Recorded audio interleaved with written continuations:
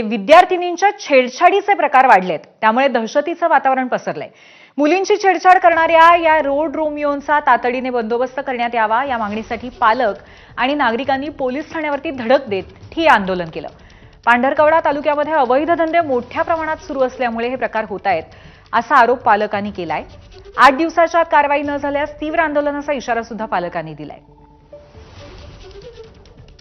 सध्या शहरामध्ये आणि तालुक्यामध्ये जे छेडखानीचे प्रमाण वाढले आहे, त्यामुळे आम्हाला पालक वर्गामध्ये खूप भीतीचं वातावरण निर्माण झालेलं आहे। मुली ज्या शाळा कॉलेज ट्युशनमध्ये वगैरे जातात, तर घरी सुरक्षित आल्या पाहिजे याच्यासाठी आम्हाला खूप भीती वाटत आहे, कारण हे प्रमाण वाढलेलं आहे मुलांचं छेडखानी प्रकरण वगैरे।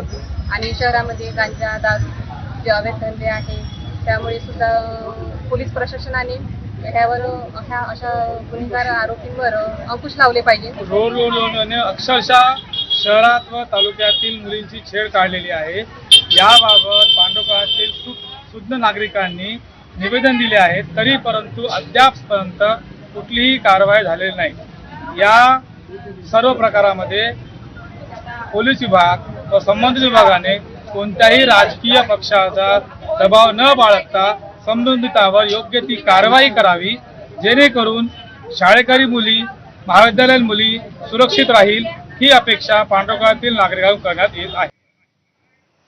याबरोबरच नमस्कार महाराष्ट्रामध्ये मी इथेच थांबते। पुढचे अपडेट्स घेऊन येते प्रज्ञा। पाहत रहा एबीपी माझा।